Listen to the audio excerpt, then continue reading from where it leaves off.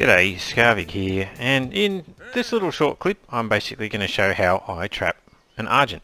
It's a fairly simple process. I guess the worst part about it is actually farming up the materials to make the trap. You will need 6 stone floor foundations, and then in this particular one I've used 30 pillars, so it's a run of 10 all the way around the outside, leveled up 3 over. A stone gateway as well as a reinforced stone gate, and then 8 ceilings just to cover the top. Basically, as you place down the floors, the pillars will actually snap into position around the outside. Sometimes, depending on height, you might need to guess, but it only needs to be rough. And the main thing that is going to be happening is you can fit through these gaps, and the Argent can't. If you want, you can do it with a Pteranodon, or if you set it up well in the first place, you can do it on foot. You want the door facing outwards when you do this as well.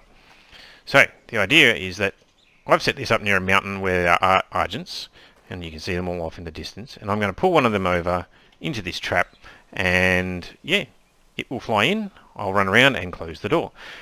I will do it with a Pteranodon so people can see how that actually works, but in this case where I've set this one up, it's actually in a pretty good spot where really I could just take one of my rifles, tag one of these Argents, and it will fly towards me through the gate, and I just need to step out.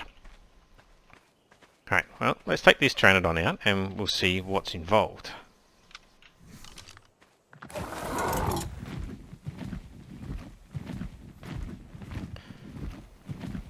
Now, there is a trick to this. The one problem that you'll find when you're actually getting aggro of any creature is if you go too far ahead of the creature, it will lose interest. And so in the case of the Argent, K-mode's actually a good one here, because you can slow down and let it catch up, and just keep it within that bite range, and it will keep interested, and you won't ever lose the aggro of the creature. If you're good at it, you can actually just keep an eye on where it's at, have it keep following you. You can fly through, the Pteranodon will fit, but the Argent will not. And bingo, run around to the front door, close it before the Argent gets out, and you've now trapped your Argent. And proceed to basically tranquilize it down.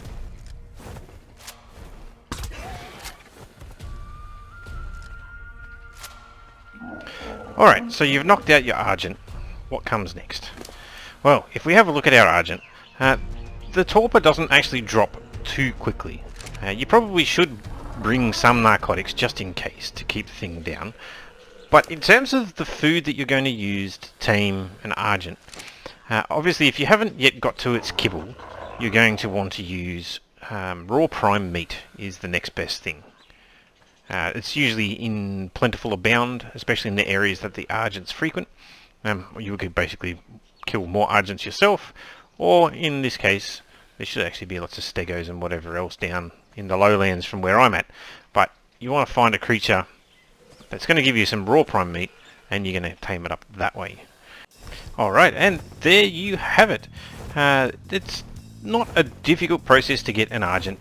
The main problems that you're going to run into is you will need to get the right level to build stone foundations, or stone buildings. You're going to need to be a high enough level to ride the Argent, unless you just want it to follow you around.